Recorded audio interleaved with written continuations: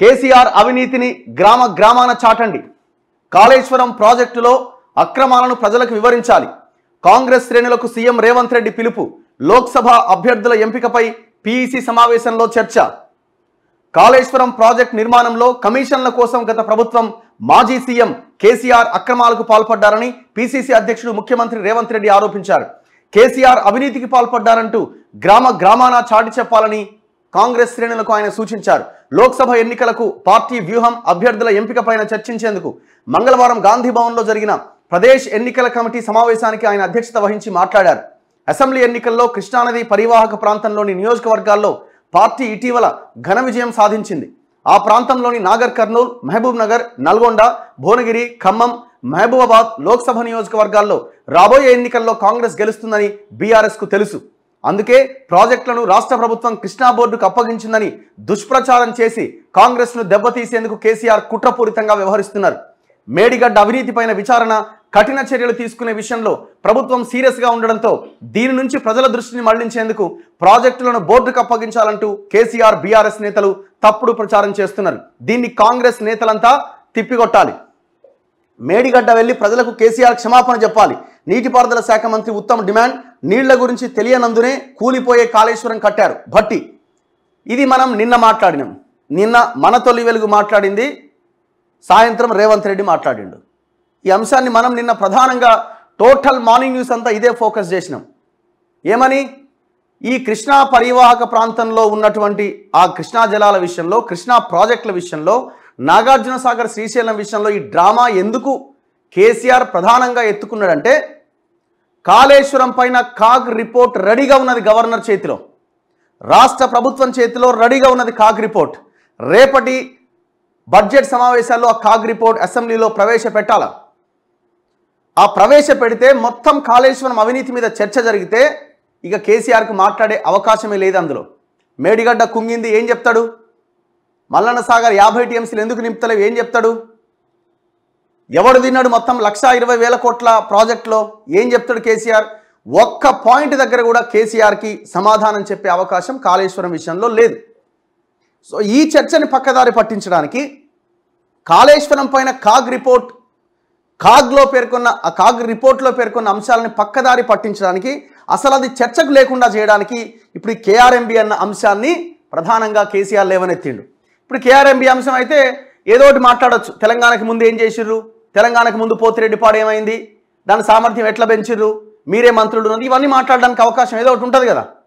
కాళేశ్వరం అయితే అసలు 0.00001% కూడా కేసీఆర్కి మాట్లాడే అవకాశం లేదు. అసలు చర్చ జరగాల్సింది ఏది? మొత్తం 10 సంవత్సరాల కాలంలో లాస్ట్ 5 ఇయర్స్గా ఈ కాళేశ్వరం పేరుతో జరిగిన దోపిడీ వల్ల మనకి విద్య లేకుండా, వైద్యం లేకుండా, ఉపాధి లేకుండా, ఉద్యోగులకు జీతాలు లేకుండా, కాంట్రాక్ట్ అవుట్సోర్సింగ్ ఎంప్లాయీస్కి 4-5 నెలల నుంచి జీతాలు లేకుండా ఉండడానికి ప్రధానమైన కారణం ఈ కాళేశ్వరం మీద చేసిన అప్పు కథ వ్యవహారం. దీని మీద చర్చ జరగాలి. నిన్న మనం ఫోకస్ చేసినాం, ఇవాళ రేవంత్ రెడ్డి నిన్న సాయంత్రం మాట్లాడింది ఇదే అంశం మీద. ఇప్పుడు మీడియాలో అన్ని పేపర్లు ఇదే వార్త వచ్చింది. కాళేశ్వరం భయంతో, ఆంధ్రజ్యోతిలో ఈ కథనం చూడండి. కాళేశ్వరం భయంతో కృష్ణాపై దుష్ప్రచారం. కాళేశ్వరం అవినీతిపై శ్వేతపత్రం నేపథ్యంలోనే బీఆర్ఎస్ కుట్ర. ఈ ప్రయత్నాన్ని తిప్పికొట్టాలి. సాగర్, శ్రీశైలంలను కేఆర్ఎంబీకి అప్పగించలేదు. ఈ విషయాన్ని ప్రజల్లోకి విస్తృతంగా తీసుకుపోవాలి. లోక్సభ ఎన్నికలను ఏమాత్రం తేలిగ్గా తీసుకోవద్దు. అజాగ్రత్తగా ఉంటే మూల్యం చెల్లించుకుంటాం. అభ్యర్థులకు గెలుపు, సామాజిక న్యాయం ప్రాతిపదిక. ప్రదేశ్ ఎన్నికల కమిటీ సమావేశంలో సీఎం రేవంత్. పార్టీలో చేరికలపై దృష్టి పెట్టాలి. దీపాదాస్ మున్షి. కృష్ణా జలాల విషయంలో ప్రభుత్వం పైన బీఆర్ఎస్ పార్టీ చేస్తున్న దుష్ప్రచారాన్ని క్షేత్రస్థాయిలో తిప్పికొట్టాలని ప్రదేశ్ ఎన్నికల కమిటీ సభ్యులకు రేవంత్ రెడ్డి సూచించారు. ఆ పార్టీ ప్రచారం చేస్తున్నట్లుగా శ్రీశైలం, నాగార్జున సాగర్ పైన హక్కులను కృష్ణా బోర్డుకు దఖలు చేయలేదని తెలిపారు. కాళేశ్వరం ప్రాజెక్టు విషయంలో అవినీతిపైన విజిలెన్స్ విచారణ, శ్వేతపత్రం విడుదల చేయబోతున్న నేపథ్యంలో బీఆర్ఎస్ ఈ దుష్ప్రచారాన్ని తెరపైకి తెచ్చిందన్నారు. రేవంత్ రెడ్డి గారు, మీరు మాట్లాడాల్సింది కాగ్ రిపోర్ట్ అన్న అంశం కూడా మాట్లాడాలా. ఇంకా అది మీ నోటి వెంట రావాలా. కాగ్ రిపోర్ట్ రెడీగా ఉన్నది. మీరిచ్చే శ్వేతపత్రం మీద ఎంత చర్చ జరగాలో కాగ్ రిపోర్ట్ మీద అంతకంటే డబుల్ చర్చ జరగాలి. ఇది మీరిచ్చిందో లేకపోతే ఇంకెవరు ఇచ్చిందో కాదు. కాగ్ ఇండిపెండెంట్గా ఓన్లీ ఆన్ కాళేశ్వరం మీద విచారణ చేసి 100 పేజీల రిపోర్ట్ని ఇవాళ గవర్నమెంట్కి సమర్పించింది. దాని మీద చర్చ జరగాల.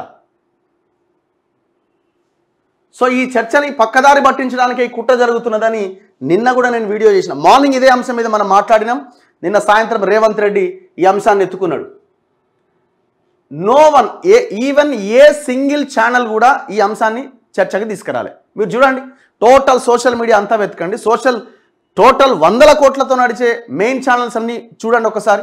ఎవడన్నా కనీసం ఈ కాళేశ్వరం అంశం మీద కాగ్ రిపోర్ట్ మీద ఎవడన్నా చర్చ పెట్టిండేమో, ఒక పాయింట్ ఎక్కడైనా మాట్లాడినేమో ఒకసారి చూడండి. ఎవరన్నా ఏదన్నా ఒక ఛానల్ మెగా కృష్ణారెడ్డి గురించి ప్రశ్నించిందేమో ఒకరిని చూడండి. ఒకసారి నిన్న నేను చేసిన మార్నింగ్ న్యూస్లో చేసిన వీడియో నేను సపరేట్ కూడా కట్ చేయడం జరిగింది. ఎక్కడుంది? ఇగో, రేవంత్ రెడ్డికి ఏమైంది? కేసీఆర్ ట్రాప్లో పడకండి, మీ చేతిలో అణుబాంబు లాంటి కాగ్ రిపోర్ట్ ఉంది. ఒకసారి వీడియో చూడండి. నిన్న చేసిన నేను కాళేశ్వరం పైన కాగ్ రిపోర్ట్ ఒక అణుబాంబు లాంటిది కాంగ్రెస్ పార్టీకి, బీఆర్ఎస్ని భూస్థాపితం చేయడానికి, కేసీఆర్ నోరు మూయించడానికి, హరీష్ రావు నోరు మూయించడానికి, వీళ్ళ చెంపలు వాయించడానికి అద్భుతమైన కాగ్ రిపోర్ట్ మీ చేతిలో ఉన్నది. అసెంబ్లీలో ప్రవేశపెట్టండి. ఈ కేఆర్ఎంబి, మీ శ్వేతపత్రం, వీటి మీద కూడా చర్చ జరగాలి ఖచ్చితంగా. కానీ కాళేశ్వరం పైన కాగ్ ఇచ్చిన రిపోర్ట్ పైన చర్చ జరగాలి. ఇండిపెండెంట్ బాడీ, కేంద్ర ప్రభుత్వం పరిధిలో ఉన్న ఇండిపెండెంట్ బాడీ ఇచ్చిన కాగ్ రిపోర్ట్ మీద చర్చ జరగాలి. మాట్లాడదాం. సో ఇట్లా నిన్న మొత్తానికి మన తొలి వెలుగు ఉదయం మాట్లాడింది, సాయంత్రానికి నిన్న రేవంత్ రెడ్డి కూడా ఇదే అంశాన్ని ఎత్తుకున్నారు. అందుకే మీడియా ఏదైనా ఒక అంశాన్ని తెర మీదకి తీసుకొచ్చినప్పుడు ఖచ్చితంగా పాలకులకి అది చేరుతుంది. అంటే వాళ్ళ దృష్టికోణంతో చూస్తే అది వాళ్ళ దగ్గరికి వెళ్తుంది. కేసీఆర్ లాంటి ఎవడన్నా ఏమైనా మాట్లాడుకుని మనకు సంబంధం లేదనుకుంటే అది గాలికి పోతుంది. కానీ మన అంశం ప్రజలకు తెలియాలని, కానీ పాలకులు కూడా దాన్ని చూసి పరిగణలోకి తీసుకుంటే సంతోషం. సో మీరు కేవలం దీన్ని వినడం కాదు, రేపు ఆచరణలో చూపించాలి.